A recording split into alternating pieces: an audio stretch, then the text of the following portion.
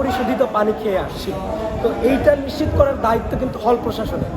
এর পাশাপাশি আমরা মনে করি এই সংকটের প্রধানত তো দায়ী হল প্রশাসন, কিন্তু তার পাশাপাশি এখানে কিন্তু শিক্ষার্থীদের নির্বাচিত প্রতিনিধিরা আছে।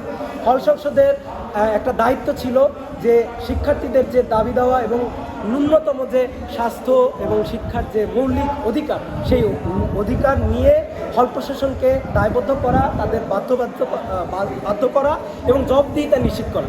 সেই কাজে কিন্তু আমরা তাদের কোনো প্রচেষ্টা দেখি নাই, এবং আমরা দেখেছি যে তারা বারবার স্বাস্থ্য খাত বলে এরকম কোনো খাতের উল্লেখ নেই, এই ধরনের শিক্ষার্থী বিরোধী কিন্তু বক্তব্য তারা দিয়েছে। এবং এই হল সংসদের যেখানে শিক্ষার্থীদের প্রতিনিধিত্ব করার কথা, শিক্ষার্থীদের পক্ষে থাকার কথা, তারা কিন্তু হল প্রশাসনের যে ন্যারেটিভ, সেই ন্যারেটিভেই কথা বলছে। তারা প্রত্যেকটা হলে হলে পানির ফিল্টার দিল, ঠান্ডা পানির ফিল্টার, গরম পানির ফিল্টার, বিভিন্ন রকমের স্যানিটারি ন্যাপকিনের ডিসপেন্সারি, কিন্তু ডাকসু হয়ে যাওয়ার ঠিক পরদিন থেকে এগুলোর কোনো ধরনের রক্ষণাবেক্ষণের কাজ চলে নাই। প্রত্যেকটা হলে যদি আপনারা এই পানির ফিল্টারগুলোর অবস্থা পর্যবেক্ষণ করেন, কোথাও পানির ফিল্টার ভাঙা, পানি পড়ে না, এক একটা জিনিস নষ্ট হয়ে আছে। একই রকমভাবে ছাত্রদলও কিন্তু বিভিন্ন জায়গায় ফিল্টার স্থাপন করেছে, তারাও কিন্তু এগুলোর কোনো রক্ষণাবেক্ষণ করছে না। যেই স্যানিটারি ন্যাপকিন ডিসপেন্সার ছিল, এই জিনিসগুলো টিএসসিতে যেটা ছিল ভেঙে একদম রিফিল করা হয় না, কোনো ধরনের কার্যকর না, সবগুলো অকেজ হয়ে গেছে। ডাকসুর আগে আমরা ডাকসুর যেই শিবির প্যানেল ছিল কিংবা প্রত্যেকটা হল সংসদে যারা বিজয়ী হয়েছে তাদের কাছে আমরা বারবার শুনেছি খাদ্য এবং আবাসন, এই দুটো সংকট তারা নিরসনে সর্বোচ্চ এফোর্টটা দিবে, কিন্তু সেই জায়গায় বাস্তবে আমরা দেখতে পাই যে বিশুদ্ধ পানির অভাবে এখনো পর্যন্ত ঢাকা বিশ্ববিদ্যালয়ের একাধিক হলে শিক্ষার্থীরা অসুস্থ হয়। শাহনেওয়াজ হলে যেখানে কোনো গেস্ট রুম নাই, পানির ফিল্টার নাই, বাইরে থেকে একটা হলের পুরো হলের শিক্ষার্থীদেরকে বাইরে থেকে পানি নিয়ে গিয়ে খেতে হয়। সেখানে একটা ফ্লোরে শুধু ব্যক্তিগত উদ্যোগে পানির ফিল্টার স্থাপন করা হয়, সেটা নিয়ে কিন্তু ডাকসুর কোনো উদ্যোগ নাই। আমরা যখন ডাকসুর কাছে এই ধরনের জবাবদিহিতা যখন চাওয়া হয়, বিভিন্ন জায়গায় আমরা শুনি তারা বলেছেন যে তারা ওষুধ দিয়ে এসেছে।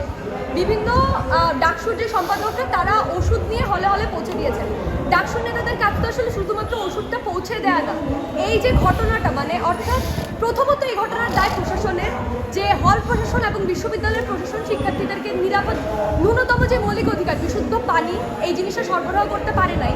এবং দ্বিতীয়ত যেটা হল সংসদ এবং ডাকসু যারা শিক্ষার্থীদের প্রতিনিধি হয়ে প্রশাসনকে প্রেশারাইজ করার কথা, তারা সেই জায়গায় প্রশাসনকে প্রেশারাইজ করার জায়গা বদলে তারা প্রশাসনের একটা দালাল অংশ হয়ে শিক্ষার্থীদের উপরে সেই পাওয়ার প্র্যাকটিসটা করতেছে, সেই জোরটা খাটাচ্ছে যে শিক্ষকদের বিরুদ্ধে বা প্রশাসনের দায়টা এড়াইতে কোনো পাবলিক পোস্ট করা যাবে না, এবং হল সংসদের যে ব্যর্থতা, সেই ব্যর্থতা ঢাকতে কোনো পাবলিকলি কমেন্ট করা যাবে না বা পাবলিক কোনো পোস্ট করা যাবে না হল সংসদের ব্যর্থতা নিয়ে।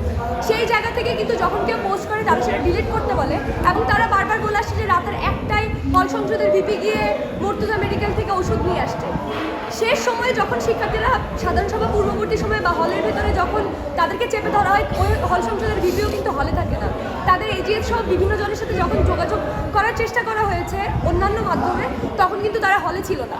এটার মধ্যে দিয়ে আমরা দেখতে পাই যে যাদের আসলে জবাবদিহিতা করার কথা ছিল, শিক্ষার্থীদের প্রতিনিধি হওয়ার কথা ছিল, তারা শিক্ষার্থীদের প্রতিনিধি না হয়ে প্রশাসনকেই শেল্টার দিয়ে যাচ্ছে, পাশাপাশি শিক্ষার্থীদের উপরে উল্টো বল প্রয়োগ করতেছে, শিক্ষার্থীদের আন্দোলনকে তারা দমানোর চেষ্টা করতেছে।